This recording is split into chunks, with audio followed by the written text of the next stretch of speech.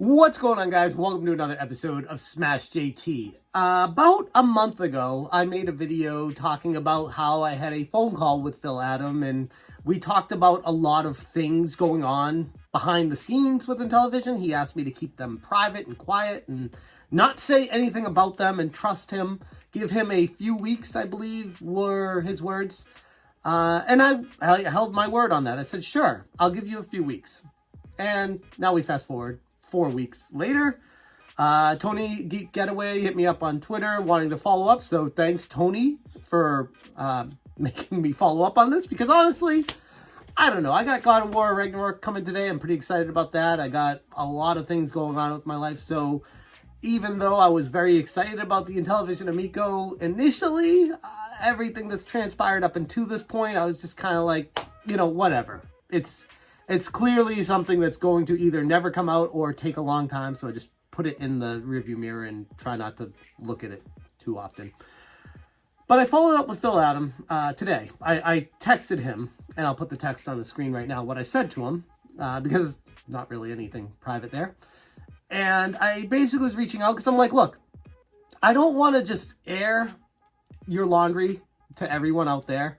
I want to try to make this relationship somewhat viable. I know people will question why, but I believe in being a good person. I can't say the same for everyone over at Intellivision, nor do I want to imply anything with any of that. I'm just saying, for me personally, I always try to be a good person. And that can get me in trouble sometimes, as is the case here. But I reached out to Phil and was like, look, I don't want to be a dick. I just want to, you know, tell people what we talked about. And if you have anything you can give me, I'd appreciate it, because I really don't want to make a video just being like, ha, you suck. Everyone's right about you, which I was kind of preparing to do. And I, again, didn't feel good about doing it, but I promised you guys that I'd give you an update. So I reached out and sent that text to Phil. And about, I'd say 10 minutes went by, 15 minutes. He called me. And we talked for about 15 minutes, which kind of surprised me. I didn't expect that. I thought he was just going to give me some fluff text response and whatever, or call me and say, you know, blah, blah, blah, I gotta go.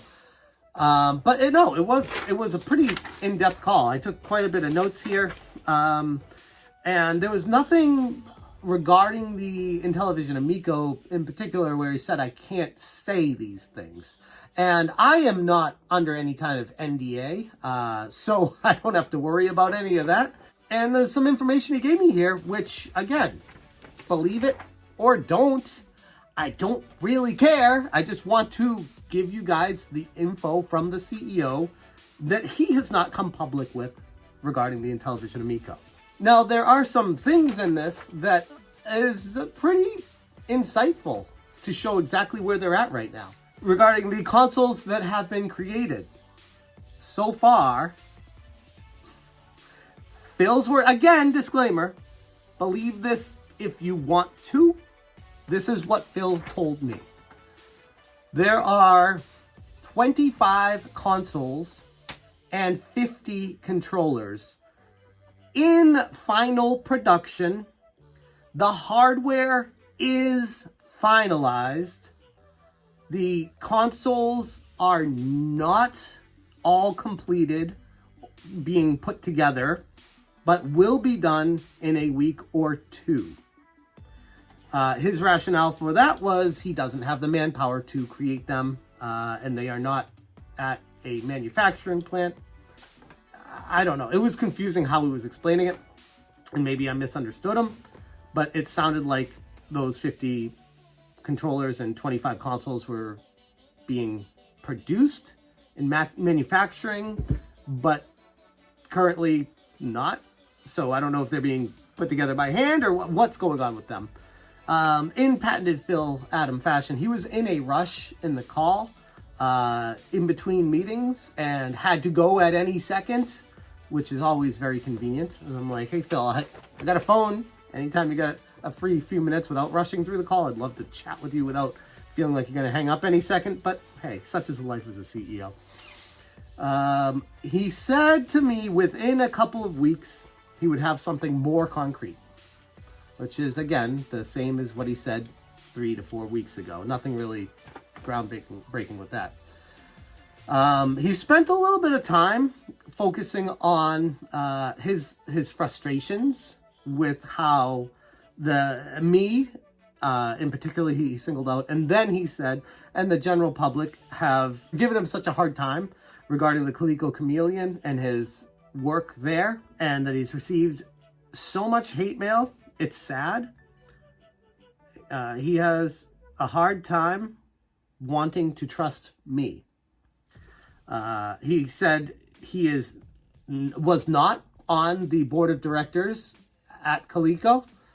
And he kept talking. I had a lot I wanted to say to him, so I guess I'll use this video as my response, because I know you're going to watch this, Phil. I don't believe I ever said, maybe I did say you were on the board of directors, but regardless of the actual terminology I used, you were listed on the Our Team page to 3 people down underneath the CEO, Mike Kennedy, and it says you were the VP of Business Development. So, I mean, we gotta split hairs here. You had a very large role at a fake organization. I don't want to revisit this conversation, this topic again. I feel like I covered it pretty fully the first time I talked about it. But if you feel like you should not have been credited with that, you probably should have taken up issue with Mike Kennedy before everything fell apart. Because afterwards, when we have a screenshot of you, 3 people underneath, well, actually, just 2 people in between, you and Mike Kennedy, on the About Us, the Our Team section of Calico Chameleon, listed as the VP of Business Development.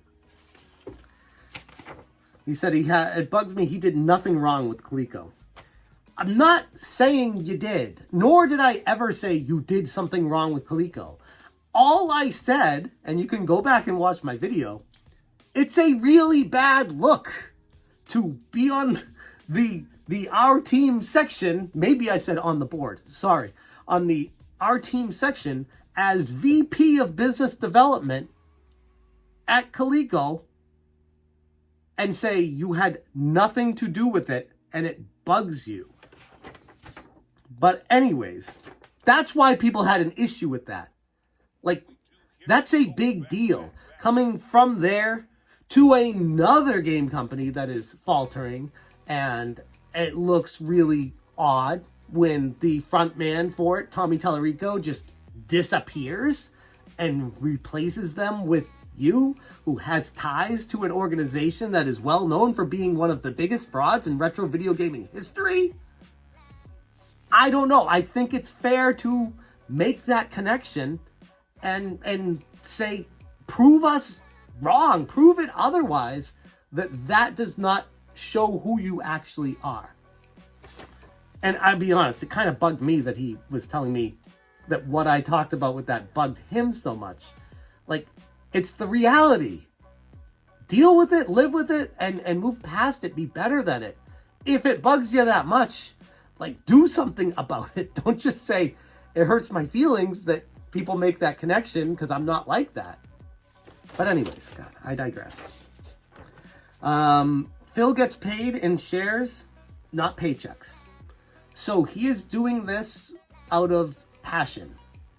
Where have you heard that one before? But okay. Quote unquote, I am doing licensing deals.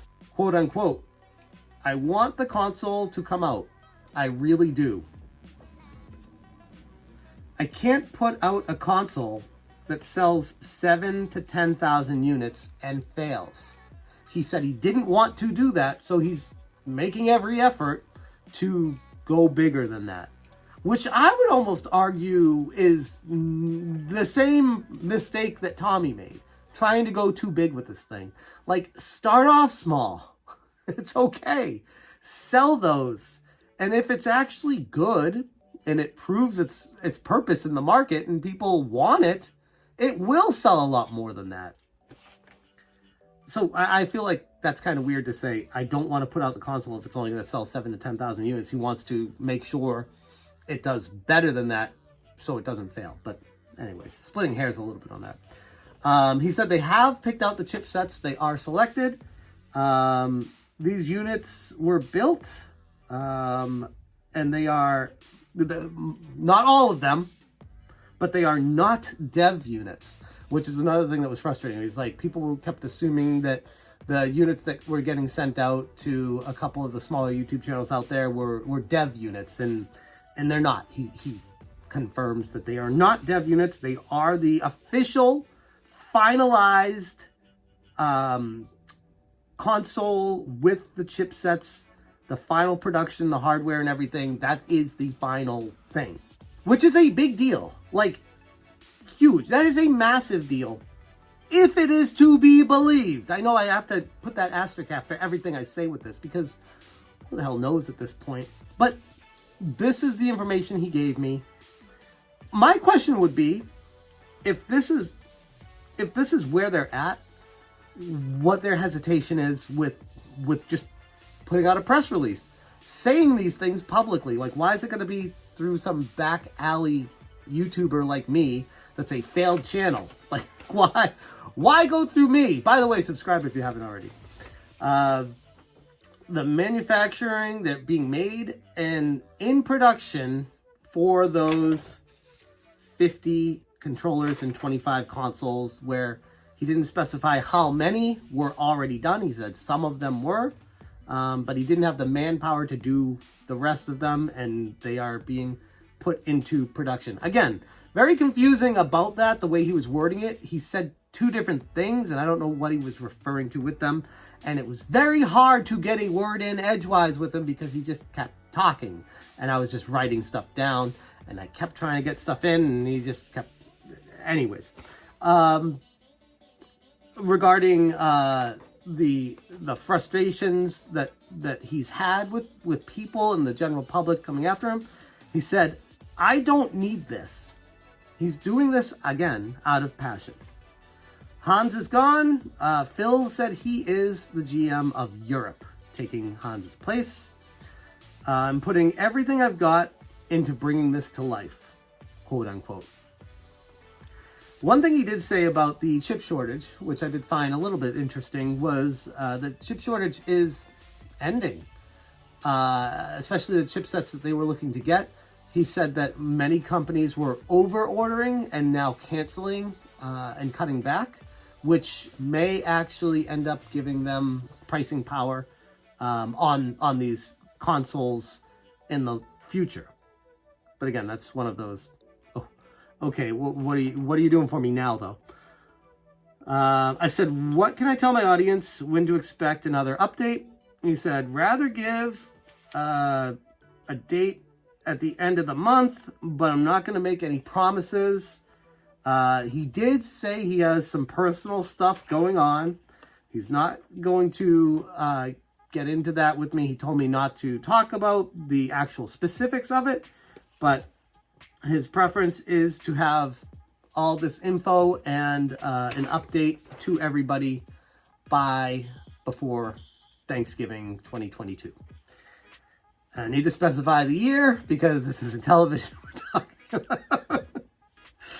So that was basically the long and the short of everything that he told me. And the biggest thing that I got out of it was that they have the chipset selected and the units are finalized. That's a big deal if it is to be believed. Again, if it is to be believed, which is something that there's nothing tangible besides a couple of units that are not being opened up, and the people who have them, small YouTubers, are under NDAs, who can't take pictures of the insides of them to prove it to anybody. So again, this is taking Phil's word on that. All in all, it did seem like he was positive and upbeat.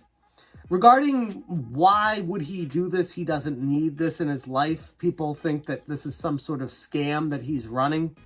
he's like, no, I really want this to go out. I'm doing everything I can to do that, to make that happen, to make sure that I don't make promises that potentially people previously in his position were making to everybody, that he feels like is falling on him now, and that's not fair to him. Which I would argue Phil himself also started making some date promises that never came true, but whatever. Phil is still passionate about this, says he has no reason to keep this going as a scam. So he doesn't understand why people were at him with that.